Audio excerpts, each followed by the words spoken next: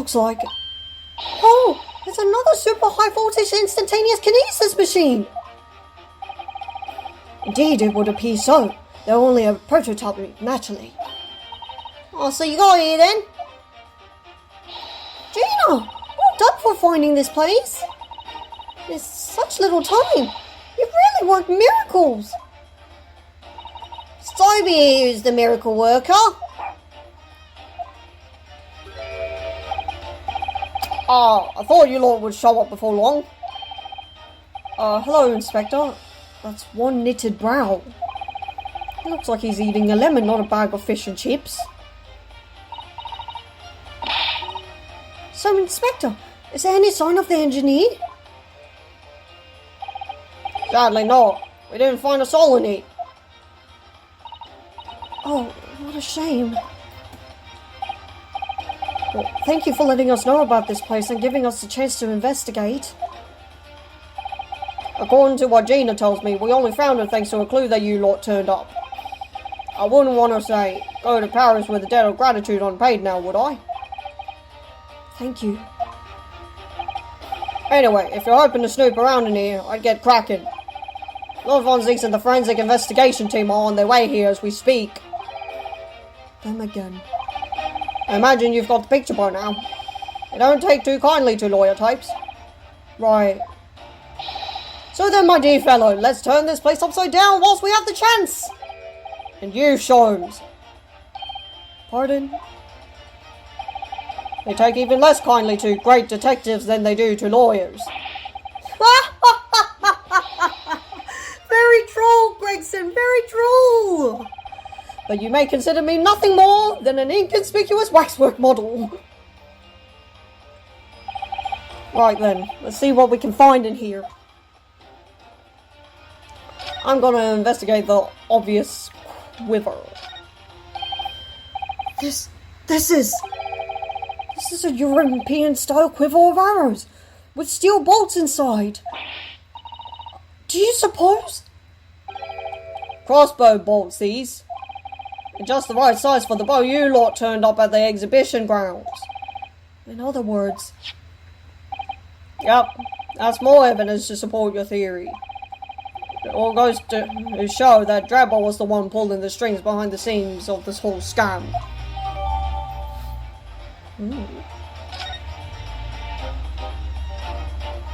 This trophy for some reason. Oh, this appears to be most interesting. Yes, most interesting indeed, wouldn't you say?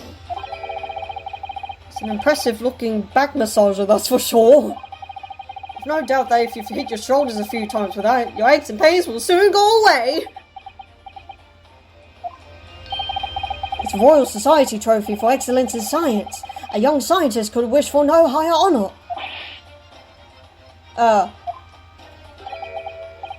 Would you like a massage? No, I'm fine, thank you. I had no idea it was such a grand thing. I think it's becoming increasingly clear that there's much more to this Mr. Enoch Drebber than conjuring tricks. I couldn't agree more, my dear madam. And how about you, Mr. Naruhodo? Wouldn't you like to take it with you? For your tired shoulders, of course. He's not going to let that go, is he? It's curious though, isn't it? You wouldn't expect such an important trophy to be proudly on display somewhere, not haphazardly cast aside. English gentlemen can be quite a mystery at times.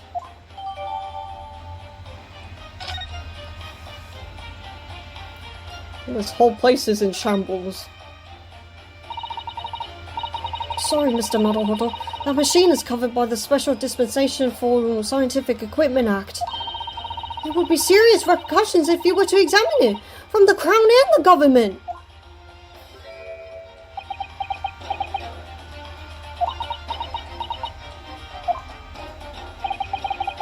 Well, those two don't seem to be holding back. It's quite hollow inside. No working parts or devices of deception to be seen, my dear fellow. No loose change dropped on the floor or nothing. Not even a bone for Toby, my dear fella. British people are very much ruled by their own ideals, aren't they? I think that's just these two, Mr. Suttle. Oh, we gotta talk to Grayson. Alright, that's cool. Oh. Oh. No. Yeah, okay. Everybody's gatekeeping us. Whatever. Honestly. I guess there's nothing more up here.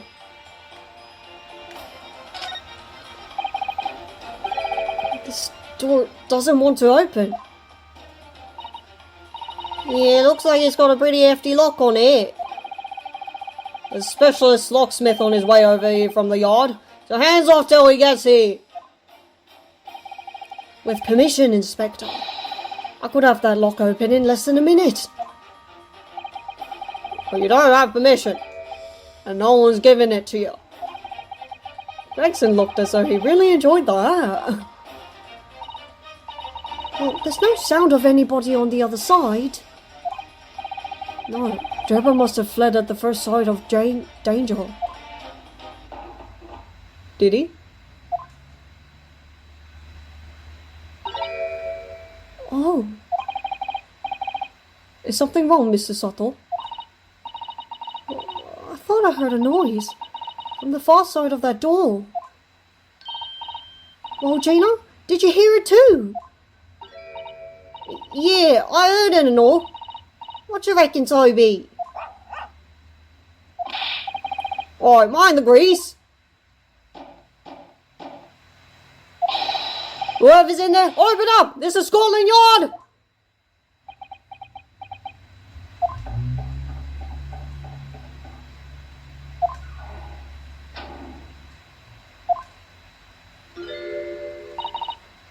Oh my, someone is in there! Ah, this wouldn't look! My dear Gregson, as I said only minutes ago. If only it were countenanced, I could unlock that door in less than a minute.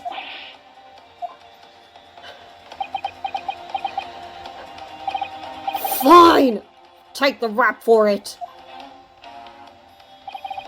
Just get us through that blasted door! You may enter at will. You've confused minutes with seconds, I think. Time is of the essence, I feel. What are we waiting for? Nothing for her, I suppose. This is an emergency. There's a strong possibility that beyond that door is an engineer you all seek. Be prepared for action, my dear fellow. Yes!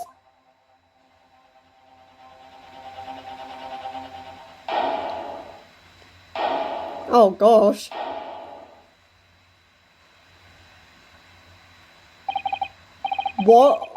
What's happening here? Why is everything upside down? Rats! There ain't no one in here after all. But there must be. It was only moments ago that we heard those noises. Maybe that was the sound of Drebber running away. But there's only one door into this room. And no windows that could afford an escape route. The skylights are too high.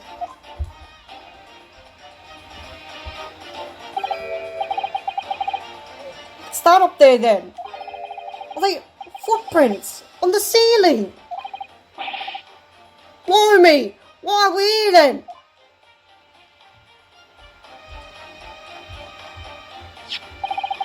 Looks like someone was trying to burn something in a hurry. It looks like a set of blueprints. To what? To that Professor Harebrain's farming machine, is it? Blimey! If we had these, then there'd be no need to muck around and trying to investigate all that scrap metal. There is something of great interest here too. This rope was lying on the floor at the foot of that pillar. A rope? What's significant about that? Never mind. You see, but you do not observe, Mr. Naruhodo. We must investigate the entire room thoroughly, and before the forensic investigation team arrives too.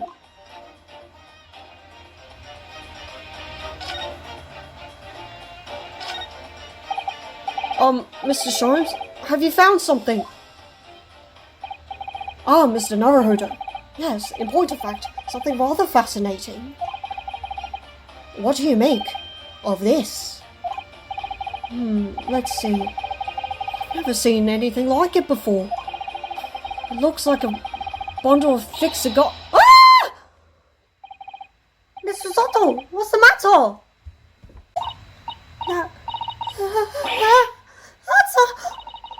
Surely that's a time bomb, isn't it? What did you say? A time bomb? Sorry, but what is a time bomb exactly? Yeah? You're truly one of a kind, Mr. Naruhodo. I will not be taking that as a compliment. Ha! You don't know nothing, do you, Otto? You haven't got a clue what it is either, have you, Gina? I invite you to consult a dictionary later, Mr. Naruhodo. But this particular specimen is no time bomb, though I confess it has a very similar appearance. Oh, well, thank goodness! But then, what is it? I see. So that's it. Goodness! Mr. Sholmes! Have you seen to the heart of the matter? There are times when I consider my lot most unfair. For I'm fated never to know how it feels to flounder as you do when a puzzle presents itself. But I have learned to accept the hardships that come with being a great detective, Mr. Sato. Here we go. I feel a great deduction coming. Once again, I can draw two conclusions from the scene we see before us. The first is that the inverted nature of the furniture in this room is the work of Drebber himself. But how could you? The second conclusion is that the small device on the floor there is without question completely genuine. Please, Mr. Sholmes, you must explain everything! It would be a pleasure. After all, it is a great detective's civic duty to teach Scotland Yard the finer points of the trade. Well, Inspector Gregson seems delighted with the idea anyway.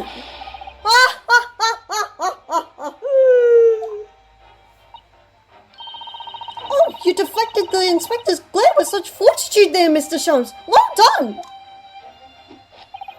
You're too kind, my dear madam. I hereby dedicate this deduction to you. Kindly stand just there, Mr. Sato. Oh, yes! I'd be delighted. So, shall we begin? Once again, Sherlock Holmes is proud to present his Logic of Reasoning Spectacular.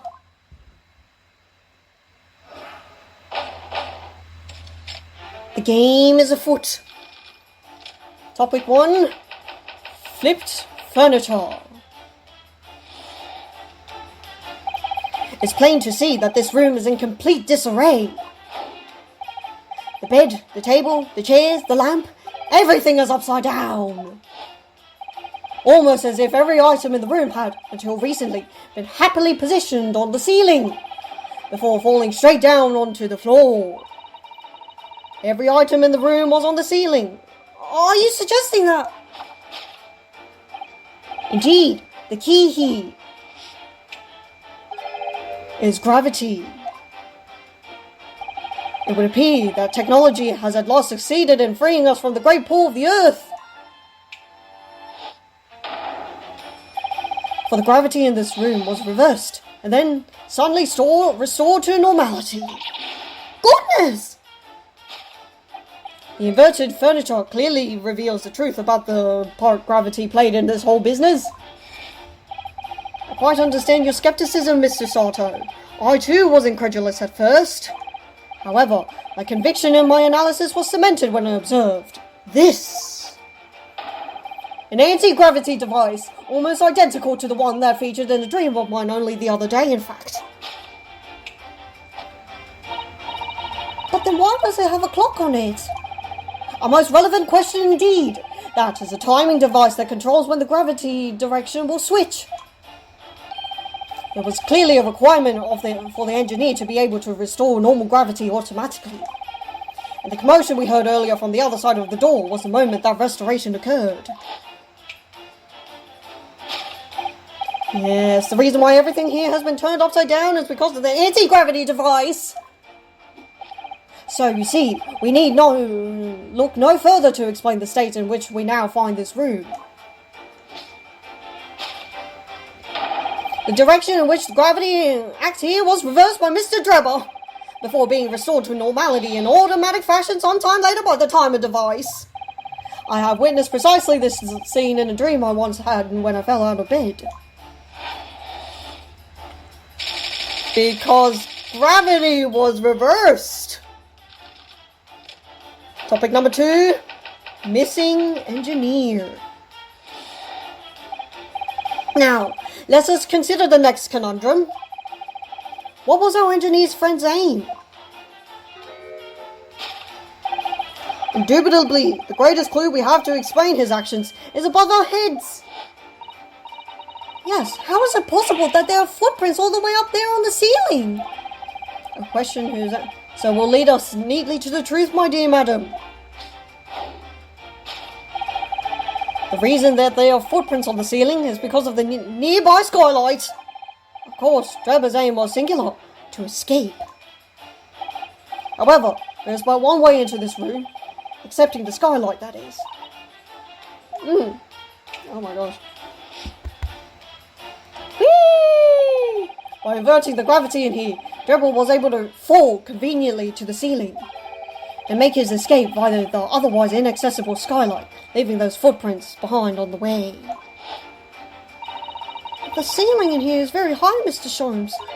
If the gravity reversal was sudden, wouldn't Mr. Drebber have fallen up on the ceiling rather violently? Falling up is both scientifically and philosophically a rather interesting concept, I feel.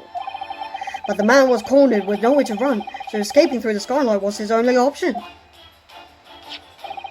You may recall that I found this in the room earlier, which I believe offers a solution. Oh, the rope!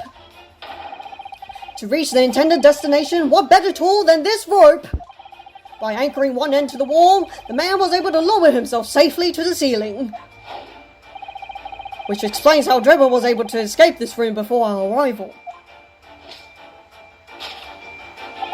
He reversed the pull of gravity and fled via the skylight. And personally, I should very much like to reverse the pull of gravity again now, just for fun. Escaped via the skylight. Thus concludes Sherlock Sholmes' great deduction of this topsy-turvy puzzle.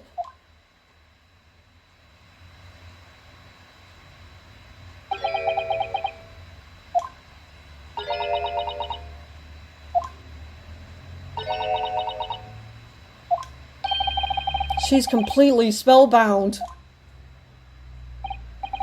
Mr. Sholmes, there is just one thing that troubles me. I would expect nothing less. You're destined to be troubled by just one thing for the rest of your life. The thing is such a thing actually possible? An anti-gravity device, I mean. I would say that with the man's current scientific knowledge at the turn of the 20th century, it's no more possible than instantaneous kinesis. But your whole deduction hinges on it. But my dear fellow, when you have eliminated the impossible, whatever remains must be the truth, however improbable it may seem. It's a marvellous line, wouldn't you agree? One of my more enduring pearls of wisdom. I had Iris come up with the exact phrasing. My original was clumsy. Yes, I have a feeling I read it in something that Mr. Sartle lent me once. Objection! Actually, There is one other thing, Mr. Sholmes. Oh, the spell's broken at last. The robe you found was on the floor, wasn't it? Indeed it was. In lonely coils near the wall. But if Mr. Drebber had used it to escape in the way you described, wouldn't it still be tied to the wall?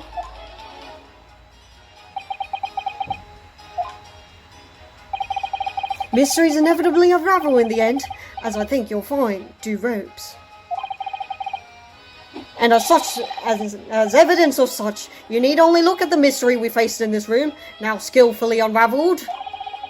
No argument is as circular as the coils of rope. I think perhaps we might need to give Mr. Sholmes the usual little helping hand.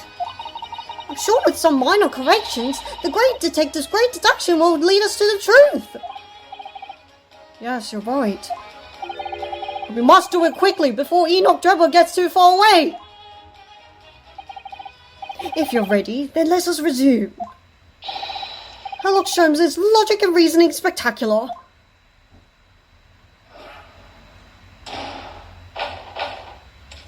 Hold it, Mr. Sholmes.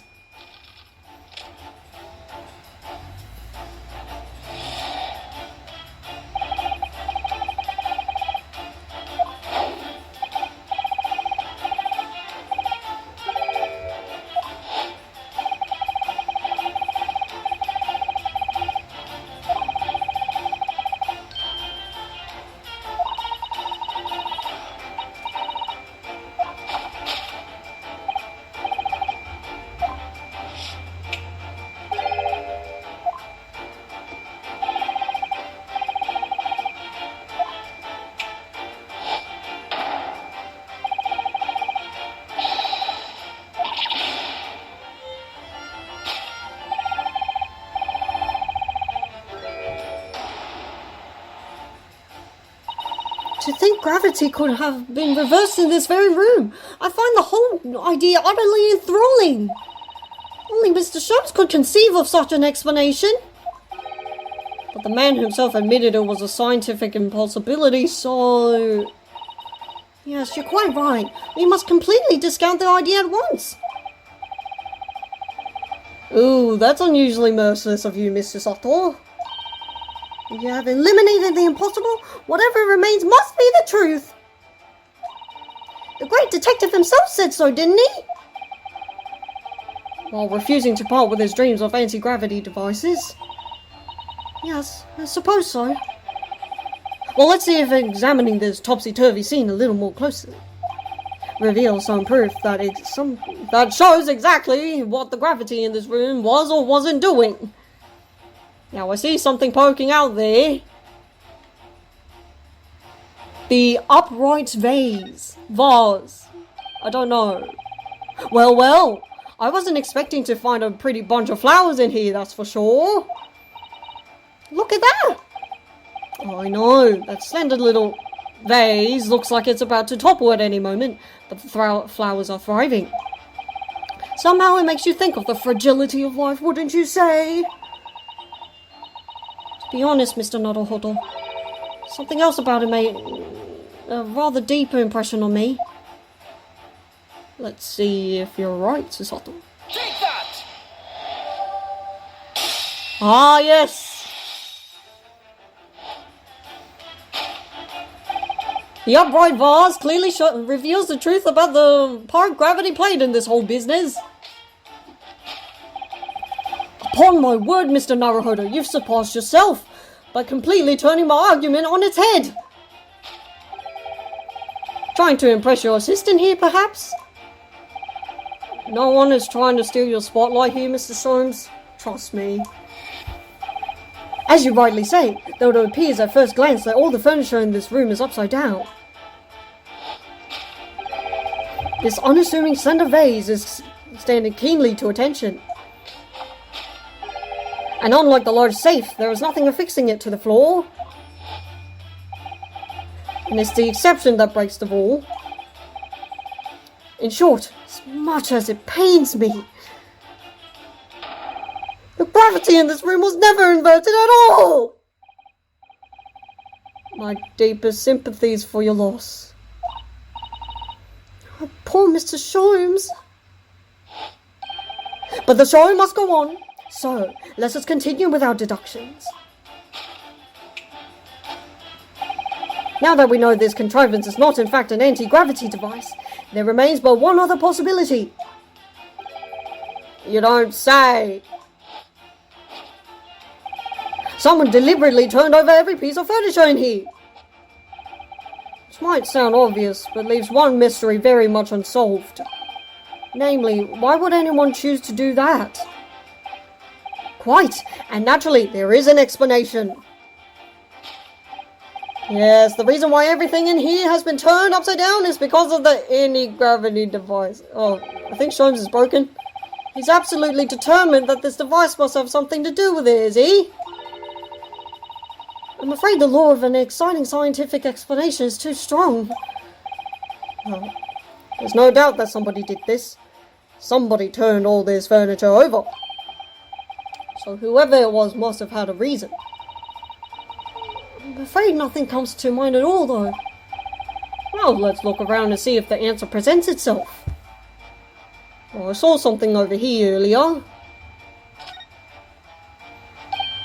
Look, there's something written on the underside of this armchair. Oh, yes. Safe 432582. Safe? As in safe and secure. As in secure lockable box, I think. Admittedly, more likely. Well, there is a large safe bolted to the floor on the other side of the room, so yes. So you mean this number would let us open it? I wonder why it's written here, though. Take that!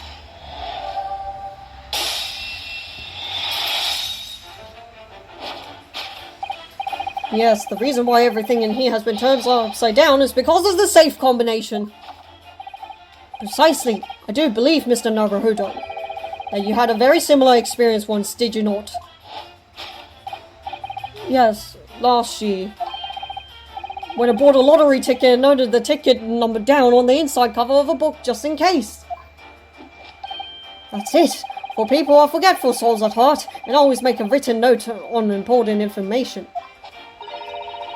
Just keeping the ticket itself safe would be more sensible, I think. But what, pray, happened next, Mr. Naruhodo? When the day of the draw came round, I forgot which book I'd written the number in and had to turn my room upside down to find it. That's it! For people are forgetful souls at heart and always forget where they've noted things down. Not if you always note things in the same place. I actually won the second prize, you know. But I couldn't remember which magazine I slipped the ticket into, so I had to turn... Thank you, Mr. Naruhodo, but I believe I proved my point now. Which is that a very similar scenario has been clearly unfolded in this room. Finding himself requiring access to the safe, the occupant of this room needed the combination code. He remembered that he'd written it on the underside of a piece of furniture, but forgot which one. Leading to the state in which we now find the room. Yes, Mr. Drebber overturned all the furniture in here in a desperate hurry to locate the combination code that would unlock the safe. To find the safe combination. Solved. So, where is he? Now, let us consider the next conundrum. What was our engineer's friend's aim? Indubitably, the greatest clue we have to explain his actions is above our heads. Yes, how is it possible that there are footprints all the way up there on the ceiling? A question whose answer will lead us neatly to the truth, my dear madam. The reason there are footprints on the ceiling is because of the nearby skylight. Well, if a change in the direction of gravity can't explain it, then how did those footprints get there? Yes, I feel as though that particular mystery has just become even harder to solve.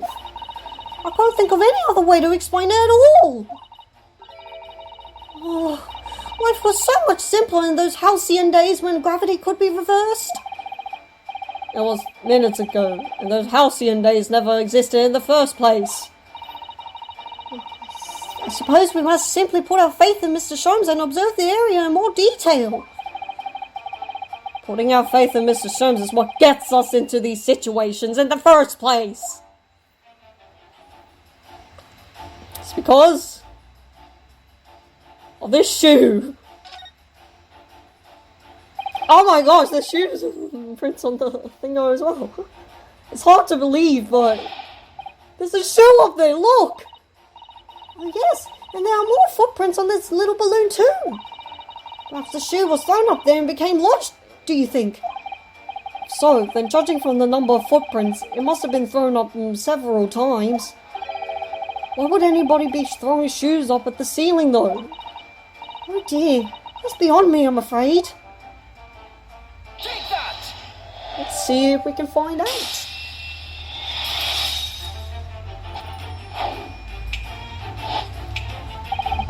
The reason there are footprints on the ceiling is because of the nearby shoe. And on closer inspection, there are clearly footprints all over the balloon as well.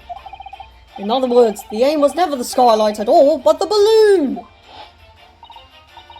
But for what purpose? A green balloon. That seems somewhat familiar data. Oh! It was a piece of green balloon. It was a piece of a green balloon's envelope that Mr. Nuddlehuddle and Iris found at the scene. And inside the green balloon that Master Gods claimed he saw above the stage when the incident occurred was the second birdcage, the crux of the whole instantaneous kinesis deception. You mean to say? If we assume the balloon here is a model of the one used on the day, there's a strong possibility something may be concealed inside it. Something our Skondal was desperate to retrieve before making a hasty getaway. But the balloon's out of reach. Hence why he resorted to a projectile, namely, the shoe. Most probably, Drebber intended to tear a hole in the envelope by assailing it with the shoe. However, his efforts were thwarted when the shoe itself became a prisoner of those lofty heights. Oh dear, we desperately need to examine the balloon! If only there was some way we could see inside. You may recall that I found this in the room earlier, which I believe offers a solution. On the rope! To reach the intended destination, what better tool than this rope? Well, we're just throwing it out there. Mr. Sholmes has managed to bring the deduction back to the rope. Alright, I have to admit, that was clever. So we just throw the rope up to the balloon and then pull it down to us to the ground. Just much easier said than done, I feel. It could take us a very long time as well. True, perhaps we need a more surefire method. In fact, we already have one, of course, don't we? Take that!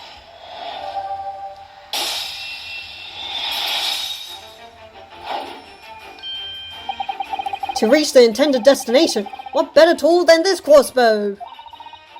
That was found at the scene, in fact. And in all likelihood belongs to Mr. Drebber.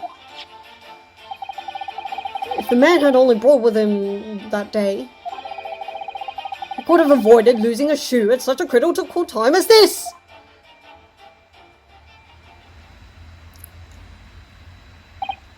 So, shall we? Your curiosity is deeply stirred, no doubt, my dear fellows. What is it that Enoch Drebber has hidden inside that balloon?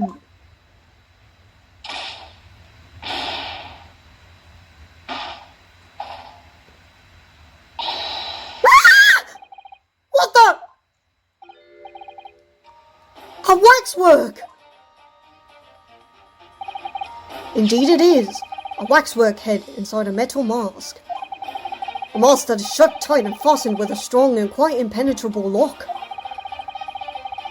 So we can't see the face inside, that means. Just a moment. This is the head of a waxwork model. Does that mean... Oh, goodness! I see you've joined the dots, Mr. Sato. Excellent. Of course, a headless waxwork model. The case of the abducted Madame Tussauds model that you've largely solved. It was only the head of the killer that was still missing. Indeed it was. But I believe Madame Tussauds will now have to settle her sizable account with me. This, as you now surmise, is the head of the infamous professor. Yes. But why is it here? This conclusively confirms my suspicions. The man responsible for stealing the professor from Madame Tussauds and returning it, sans dette, earlier today, was none other than Enoch Drebber. This is incredible. Professor Harebrain's case and the waxwork abduction are... They're inextricably linked by Enoch Drebber's workshop.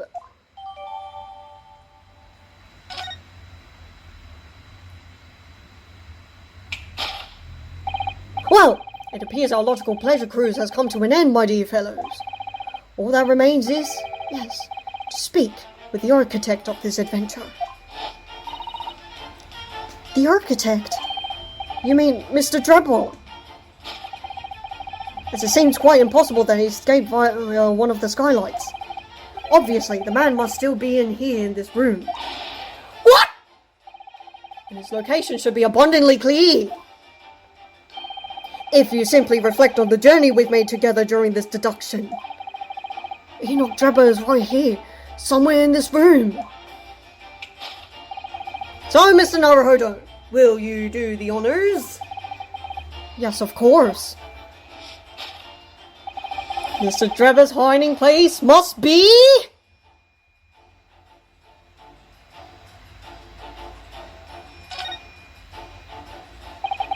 Look at all that mess in front of the safe. Yes, plans and accounting ledgers. Almost as if someone was in a hurry to empty the contents of the safe, in fact. Ah, and why would that be? Take that!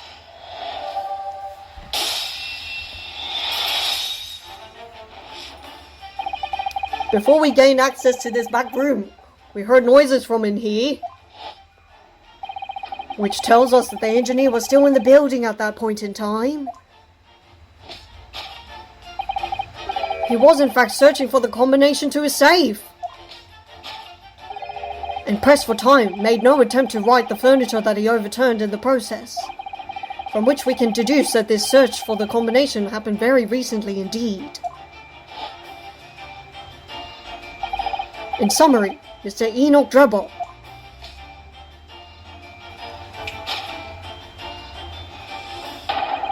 is at this very moment inside the safe.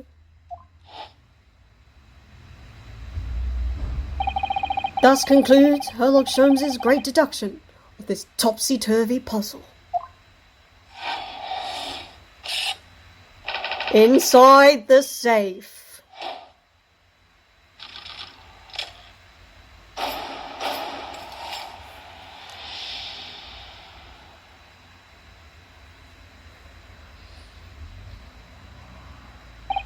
So, Mr. Naruhodo, I think perhaps it's time we ended this game of hide and seek, don't you? By opening the safe, you mean? What else? Let's see, the combination was 1 432 582. I knew that! Alright, here goes.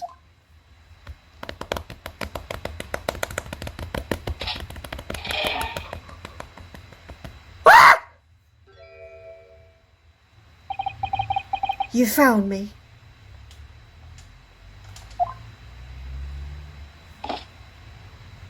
Oh. What an exit.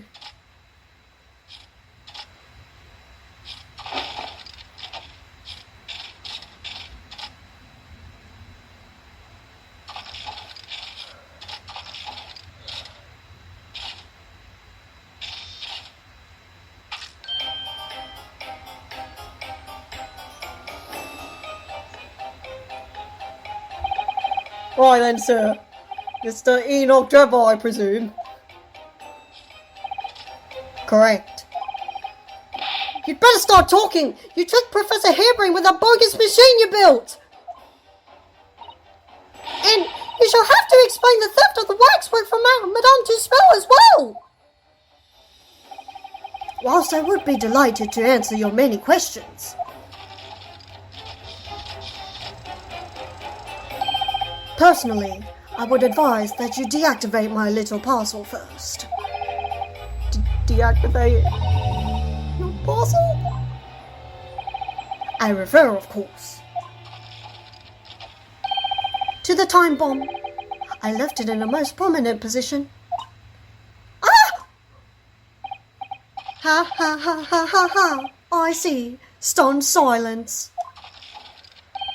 You're all gearing up to die with me then?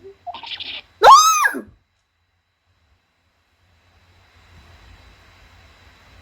Mr. Sholmes! With only 7 seconds to spare! I was so close for comfort. I've got one foot in the grave already. Are you trying to help us get a killer or get us killed? Mr. Sholmes' deductions can be completely life-altering, can't they? Well, my dear fellows, that was a close shave. The resemblance to an anti-gravity device is really quite startling, I must say. Anti-gravity devices don't exist! I wouldn't push it, Mr. Sholmes.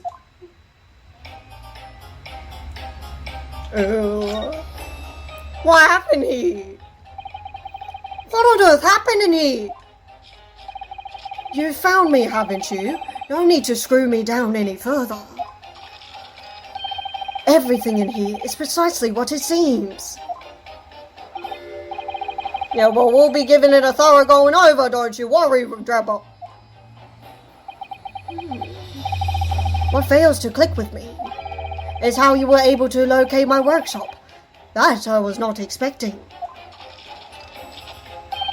When I heard whistling from the other room, I knew it was time to bolt. Whistling? Oh, that would have been me. Oh! For some reason, I woke in fine fettle today. No words, just tightly squeezed chips. Clearly I must have a screw loose though, as I couldn't remember the combination for the safe. And another loose, as I couldn't remember on which piece of furniture I'd written it down. We also found a rope by the wall. Yes, I had hoped to exit through the skylight, but sadly the rope was too short. So, I then set about searching for the combination code to open the safe. And burning the incriminating blueprints, don't forget. Regrettably though, we failed to retrieve the head from the balloon among the rafters.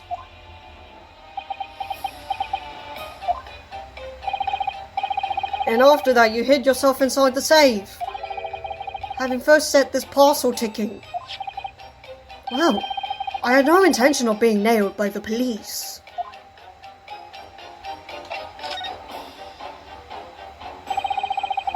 Got a death wish, have you? Lying right beside a ticking time bomb? Please, why do you suppose I chose to hide inside the safe? It's no ordinary safe. It's specially designed. A dynamite explosion wouldn't leave a scratch on it. So in fact, the safe was the only safe place. Precisely. But once you climb inside, you wouldn't have been able to get out again. I invite you to look more closely. The safe is fitted with a handle on the inside to allow the door to be unlocked from within. So, it is. I had always intended to blow this place to smithers in any case. I just wasn't expecting an uninvited guest to come along and screw up my plans. Do you mean to say you were planning to blow us all up? Oh no. That was unforeseen. What do you mean?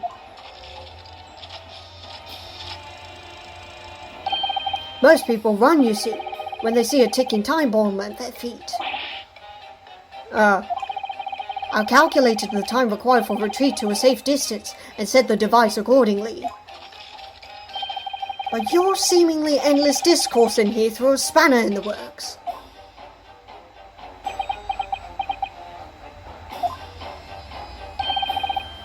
Is something wrong, Gregson? Do I have something on my face? Besides the usual eyes, ears, nose and mouth.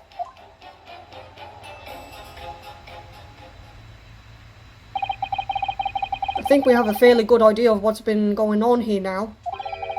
But what about the 2 incidents you've evidently been involved in recently? Professor Harebrain's instantaneous kinesis experiment at the Great Exhibition? And the waxwork model you stole, which this head belongs to. That's no ordinary head, you know. That's the head of the Professor. Clad in a mask with a lock so strong, I'm unable to open it safely to reveal the killer's identity. I've been considering carrying it around as protection. That's enough! What's going on here, Gregson? I'm sure you're aware that I have sole jurisdiction to investigate here. Yes, well... Dr. Sith again. So the forensic investigation team are here. And you know full well this engineer is a key witness. Why are you allowing this lawyer access to him? If Lord Strongheart knew of this, you'd be finished. You lot, leave at once! My dear madam, there's no need for such a threatening tone, I assure you. After all, that's no way to greet an old acquaintance, is it, Dr. Sith? Hello, Sholmes. Mr. Sholmes knows Dr. Sith. If it's protecting the machine next door that's causing such a sour expression on your face, you are quite misguided.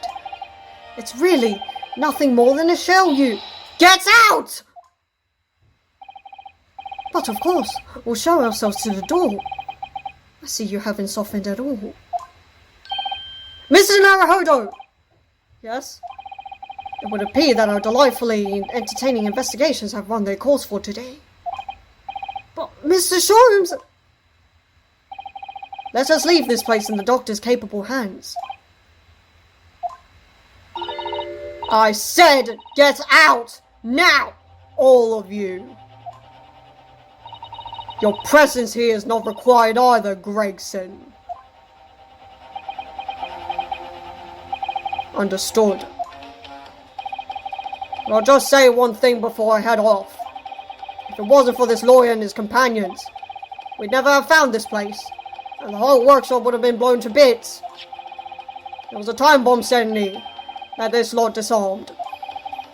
Spectre.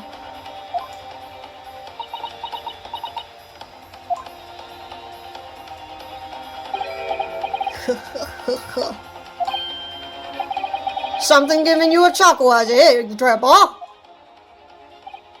Ah, so sorry. Didn't mean to offend. You're quite right, of course. You did disarm the time bomb, didn't you? Yes, you did disarm that one. It, what you... That one? You mean...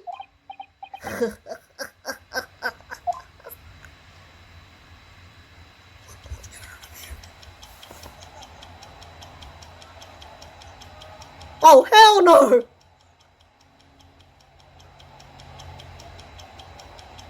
Oh my god! Get out of there!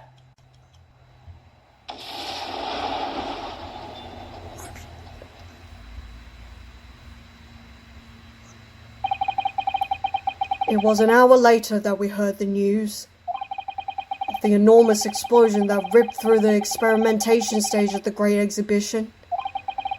Professor Harebrain's invention and all its secrets were blown away forever.